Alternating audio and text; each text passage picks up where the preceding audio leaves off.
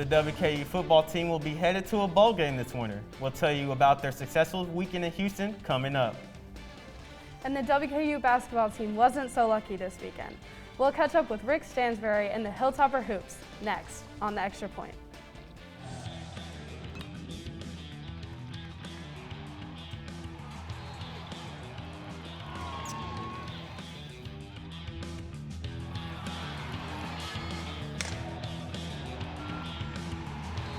The Extra Point. Hello and welcome to the final edition of the Extra Point of 2021. I'm Kaden Gaylord-Day here with Abigail Green. Abigail, how you doing today? I'm good, Kaden. How are you doing? I'm doing just fine. Ready to get the show started. Yes, sir. Let's go. The WKU football team is bowl bound. The Tops knocked off the Rice Owls Saturday in Houston. Bailey Zappi continued to shine, completing 34 of 42 passes, throwing for 482 yards and 5 touchdowns. His 80% completion rate on the day is now the 11th highest in WKU history. Zappi's favorite target was receiver Mitchell Tinsley. Tinsley had 10 catches for 198 yards and 2 scores. Freshman running back Kai Robichaux also had a career day. The Georgia native had 100 all-purpose yards and added a touchdown on the ground and through the air. Rice struggled to hold on to the ball for the entirety of the contest. The Owls coughed up the football 5 times on the afternoon, making it impossible to find a path to victory. The Tops went on to win 42-21. Well, it's just good to keep winning more than anything, and we have goals ahead of us, and, this was another stop along the way, and just really proud of our team and what we were able to do today. It's great to be bowl eligible, but we have some more goals that we want to attain, and we need to keep on going. But it was a good day overall. Proud of our guys. The Hilltoppers are back in Bowling Green this weekend to face Florida Atlantic on Senior Day. Emmy Fazenbaker has more on the final home game of 2021. After coming off of a strong win last weekend against Rice, the Hilltoppers are now eligible for a bowl game and possess the first place position in the Conference USA East Division. The Tops play FAU this weekend and are excited for the future ahead of them. Quarterback Bailey Zappi explains the feeling of their success thus far. I mean, it's awesome. This is kind of what we worked for all year. Of course, become bowl eligible, and then, of course, we have 2 games left that matter our fate in the conference championship, stuff like that. So we still have 2 big games left, but to be able to get this game, get this win, and be bowl eligible, and know we have an extra game together is kind of exciting. And this game is, is kind of give the ball to Mitch, give the ball to everybody, playmakers, receivers, and let them do their job, and that's what they did. And this is the outcome that we'd like to see. The FAU Owls are coming into this game 5-5 on the record and show great potential in being a tough competitor against the Tops. FAU's head football coach Willie Taggart is a former WKU football player and coach and is returning to the Hill with a 1-1 all-time record versus the Hilltoppers. Yeah, I know a lot about him, clearly what he did here as player and coach, and he's helped build this program to what it is right now. I have nothing but a lot of respect for him. Like I said, for what he did on the field here as well as what he's done in his coaching career. This program would definitely not be where it's at without Coach Taggart, and definitely very happy for all he did for this football program. The Hilltoppers offense has been very explosive this season as key players Bailey Zappi and Stearns have kept the momentum alive. The 2 players have worked extremely well together and are expected to do so in the following games. Well, hopefully they just do what they do, and that's a good enough show. I really think, Bailey and Jareth and all the offense has done a fantastic job all year of putting points on the board and giving us an opportunity to go win the games that we need to win. And, I don't think anything will be different this week. I think those guys will go out there and give us an opportunity to go win the game. For the Extra Point, I'm Emmy Fazenbaker. Thanks, Emmy. And joining us now from LT Smith Stadium is Will Gerber. Will, what's up? Here at Smith Stadium, in just 24 hours, the WKU Hilltopper football team will look to extend their win streak to 6 as they take on the FAU Owls. While the game holds significant importance for the conference title race, 15 seniors will be recognized this weekend. 2 of them are linebacker Amari Alexander and quarterback Bailey Zappi. Last week, Alexander had 2 interceptions in WKU's win over Rice, which was a season high for the Louisville native. Bailey Zappi has thrown for over 4,170 yards this year and is a semifinalist for the Davey O'Brien Award. Kickoff is set for 11 a.m. With the Extra Point, I'm Will Gerber. Thanks, Will. The Tops and Owls will kick off bright and early tomorrow at 11. One of the key pieces of the WKU offense this season has been wide receiver Jared Stearns. This week, Stearns was awarded for his efforts as he was voted a semifinalist for the 2021 Bielek Award, which recognizes the most outstanding receiver in all of college football. Stearns is the first Hilltopper to be nominated since Tywan Taylor in 2015 and 2016. The award will be presented in March at Doak Campbell Stadium in Tallahassee, Florida. Rick Stansbury and his Hilltoppers took a trip down to Asheville this past weekend to take on a pair of Power 5 opponents. Friday night, the Tops took out Minnesota out of the Big Ten. WKU struggled shooting the 3 ball, combining for just 26% from behind the arc. Sophomore Davion McKnight was a bright spot in an otherwise dark night for the Tops.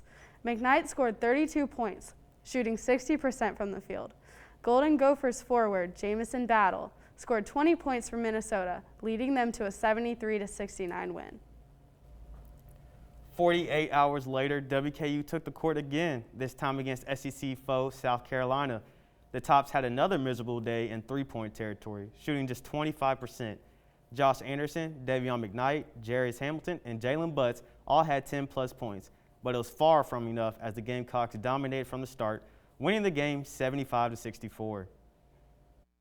You can give South Carolina credit. They're a really, really good defensive team, but just jumping up and making some shots changes outcomes of games.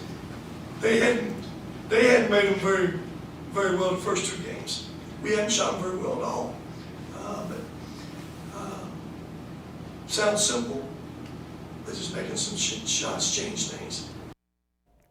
Tonight, the Tops are wrapping up their road trip against the Memphis Tigers. Reporter Noah Faber has more on one of the most anticipated games of the season. The Hilltopper basketball team is getting ready for a tough test with the Memphis Tigers. Head coach Rick Stansbury gave credit to one of the top teams in the nation. Doesn't get no easier for us. You know, we're heading to Memphis now. Those who have followed Memphis knows that Memphis is one of the better teams in the country. Last night's game, you know, I thought that St. Louis could make it interesting for them at Memphis even, because St. Louis is a veteran team. Stansbury added that this is the first true road game of the season for the Tops, and he's looking to see improvement from the Asheville Championship. Well, you need to get off to a better start. You're going to be in their home environment now. So it's not a neutral site game, it's their home environment. So, you know, it's very obvious we hadn't scored the basketball as well early, consistently as we would like to. You know, we've been in the 20s those last 2 games and in the 30s and 40s the second half. So it's a fine line. The main key to the upset victory for the Tops is making sure to avoid the pressure of Memphis's defense. At the same time, we've got to be able to try to score early some if we can, because they're going to press you. But then we've got to be able to control that game a little bit offensively if we can. They're really good defensively. But you got to be able to control the game some offensively. The Tops and Tigers will tip off tonight at 7 at the FedEx Forum on ESPN+. For the Extra Point, I'm Noah Fairburn. And now joining us on set is analyst Braden Kimmerer. Braden, what are you expecting to happen tonight? Thanks, Kaden. So what I can expect to happen tonight is, in order for WKU to win this game, we need an offensive game from Luke Frampton. He needs to start stepping it up. He needs to start doing what he was known for last season, which is hitting 3 balls. And on the defensive side, WKU needs to contain Emily Bates and Jalen Duran. For Memphis's defense, on the other hand, they have been lighting it up. They are so strong, and they will take advantage of WKU only shooting a little less than 42% of field goals this season. That is less than 50% in all of college basketball. I agree. It's definitely going to take a lot for the Hilltoppers to win. They just need to create a lot of turnovers, and hopefully they'll capitalize off of that. Now, looking forward to the rest of college basketball, who do you have in your top 10? My top 10 includes UCLA at 1, Gonzaga at 2, Duke at 3, Kansas, Baylor, Purdue. I have Houston, Villanova, Texas, and Memphis. No, Kaden, I see you shaking your head over here. Tell me what you have to say about that. I was pushing up my imaginary glasses, getting ready to school Braden real quick. Houston in the top 10 is absolutely crazy. I mean, they're ranked 15 right now, so are you really going to prop them that high to put them in the top 10? No, not so fast, my friend. Houston has defeated Rice by 33 points and defeated ACC, one of the strongest teams in the ACC, Virginia, by 20 points, which is why they should be in the top 10. Virginia that lost to the 16th seed. But anyways. 3 years ago. Okay, anyways, Kentucky still should be a top 10 team. If you think Kentucky shouldn't be a top 10 team, you're absolutely crazy. They barely lost to Duke, and it was a close game for the most part. Meanwhile, Texas just got blown out by 20 points at to Gonzaga. Okay, who is 20 the points is 20 points. Who just came off of being runners-up in the national championship. 20 points is 20 points. I don't care. But whatever, man. Thanks for joining us, Braden. Memphis and WKU will tip off tonight at 7. Still to come, we will preview the 2021 Conference USA Volleyball Tournament. And later, we will preview Nashville SC's playoff matchup against Orlando here on The Extra Point.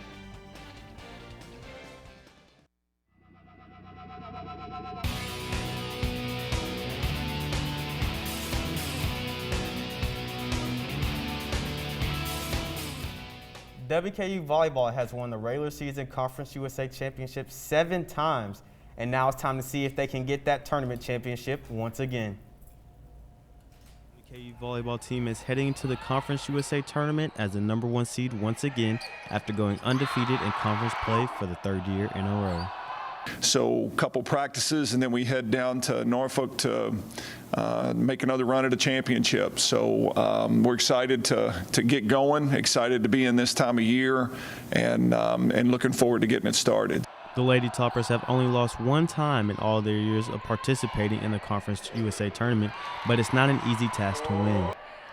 But again, that's no guarantee. You know, I think a lot of people think we just go to the tournament and win it, and it's just, this is a difficult task. You just have to be at your best every day, and you hope to not be the one on the wrong end of a Cinderella in this tournament. And the gap is not so large that it can't happen in a lot of these matches starting in the first round. And so we'll have to be a good version of ourselves.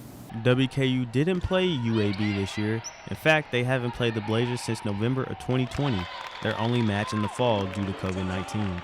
This is certainly a team that can advance in this tournament, and they remind me a lot of Charlotte. Charlotte was really left side dominated, and when you have left sides that can just bail you out and get kills, it keeps you in games. And so we know we have our hands full right away, starting in the first round. There, you know, you look at their record, and you know that's a very misleading record. For, you know, Maida, their top player, has been out some with some injury issues, and you know they're when you watch them on film, you learn very quickly that they're a team that can compete in this thing. And as they prepare for the postseason, Coach Hudson says he's just ready to enjoy the ride. I'm looking forward to that. That's the thing I'm the most proud of with our team is the togetherness that they still share after being on top of each other for the last 4 months. And so I'm looking forward to that journey with them. The volleyball tournament kicked off earlier this afternoon with the match between the Rice Owls and Charlotte 49ers. Currently wrapping up is Middle Tennessee and North Texas. WKU and UAB will start at the end of our broadcast, while UTEP and FIU will follow at 6. The winners of WKU and UAB and UTEP and FIU will meet tomorrow at 1:30. The championship will be Sunday at 10 a.m. Rice beat Charlotte 3-1 in the first matchup. The Owls had 20 more kills than the Niners. Middle Tennessee just defeated North Texas 3-0. The Blue Raiders dominated the Mean Green with a .248 hitting percentage compared to UNT's .109. The Bowling Green Hot Rods are putting together championship money to good use. Extra reporter Ian Burkett Cunningham gives us a peek at their new look.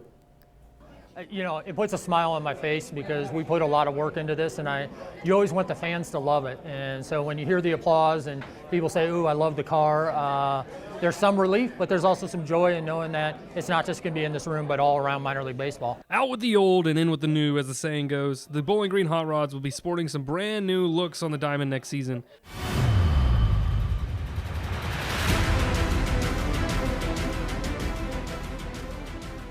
The new logo combines a vintage hot rod with a tint of light blue and of course paired with their classic navy and orange. Yeah, absolutely a node back to the old hot rod. We wanted that power, that old school feel like what we had.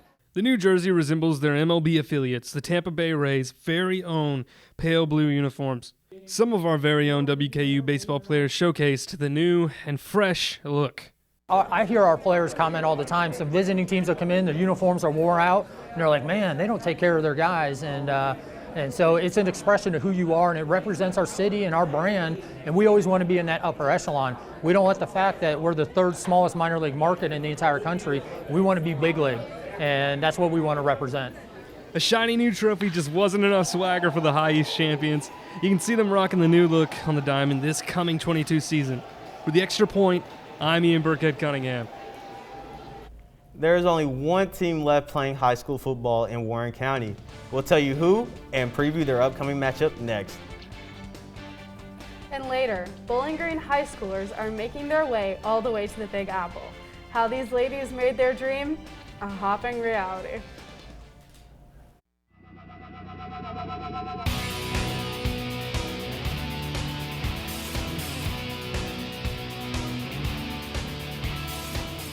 The 5A playoffs continued last week with an inter-city showdown at South Warren. The Spartans hosted the Bowling Green Purples with a trip to the quarterfinals on the line.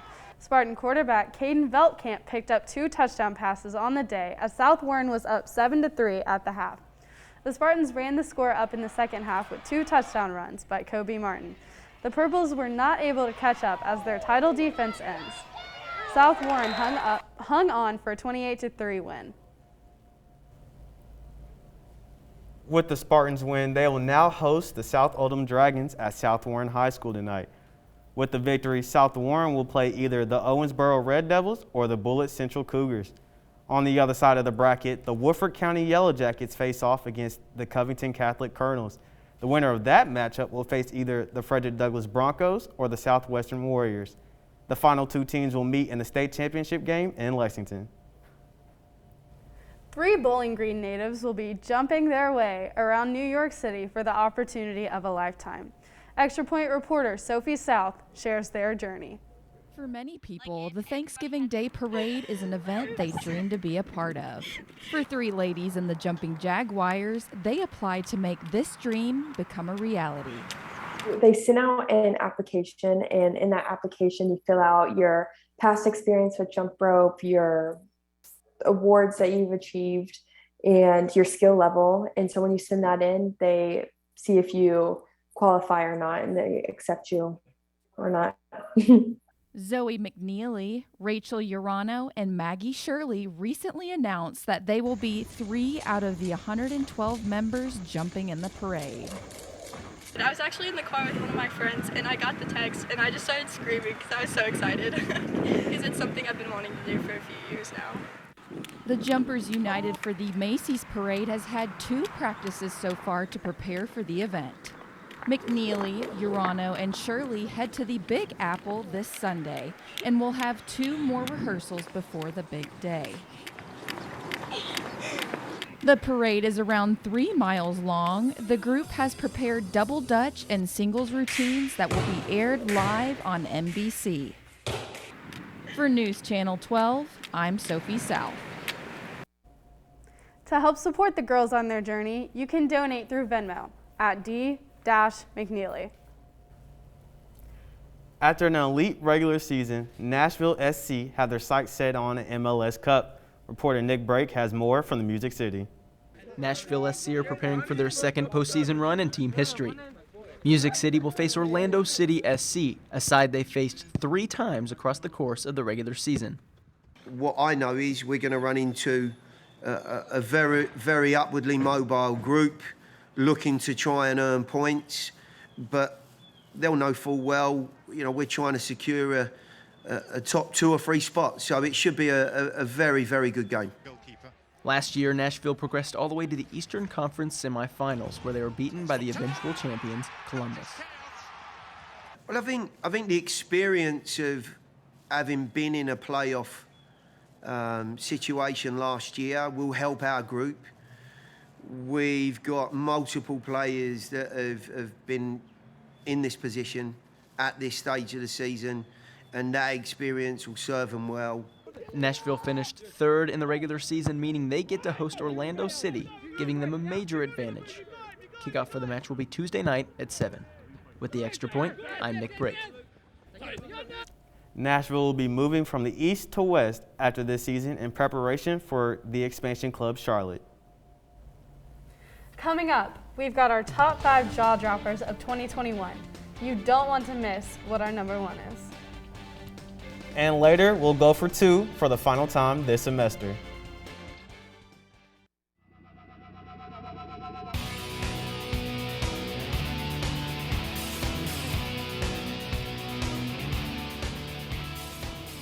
This week's Here on the Hill goes to a WKU legend who's making the most of his opportunity. With Joel Embiid out due to COVID-19, Charles Bassey stepped in last night against the reigning MVP Nikola Jokic and the Denver Nuggets. Bassey finished with 12 points on 5 of 7 shooting, 7 rebounds, and 3 blocks in only 19 minutes to help the 76ers take a 103-89 victory. Congratulations, Charles. You're this week's hero on the Hill. And now it is time for our top 5 jaw droppers of the calendar year. Starting off with number 5 is Wku Softball. Kennedy Sullivan hits a shot deep into center field to bring in the game-winner win over the number 7th ranked Kentucky Wildcats. Kennedy is now actually playing for the Wildcats, so that's kind of ironic. WKU Soccer go-ahead goal in the 89th minute by Katie Irwin to win Conference USA East Division in soccer. Congrats, Katie. At number 3, big man Carson Williams with the dunk all over UTSA in the Conference USA tournament. The Hilltoppers will go on to lose in the championship game to North Texas. At number 2, wide receiver Jareth Stearns with a great catch against Charlotte to go on to win 52-46 and up their rankings in Conference USA. And at number 1, we got Josh Anderson all over Owensboro native Trace Young with a thunderous dunk. That dunk went on to be number 1 on SportsCenter of that night. The Hilltoppers went on to win their opening contest 79-74 against Alabama State. And now it's time for Going for 2. And as we end the semester, we're going to talk about our final college football rankings. So I guess I'll go first, Abigail. At number 1 has to be Georgia, the best team in the country, one of the best defenses of all time. At number 2, I think the Ohio State Buckeyes will clinch the Big Ten conference, win that conference. At number 3, I got to give the little guys a chance. The Cincinnati Bearcats, they need to get into the top 4. Otherwise, this is a disgrace. And at number 4, your home state, the Alabama Crimson Titles, barely make it in. At the first 2 lost one team ever to make it. Oh, thank you, Kaden. I will have to agree with you. Georgia is number 1. I believe they'll win this year. Kirby Smart is a defensive genius. I'd have to hand it to him coming from Alabama, coaching under Nick Saban. I have Georgia at number 1. At number 2, so I think Cincinnati will move up. The Bearcats, I think they'll beat Houston in the AAC championship just to clinch their bid. At number 3, I'll give you the Buckeyes. I know you like Ohio State, and it's looking good for them. I think they'll beat Michigan State this weekend. But if that does not happen, I think Michigan will be number 3. And that's all the time we have tonight. Thanks for tuning into the Extra Point. As always, it's up and it's good. Nick Brake, take us out for the final time.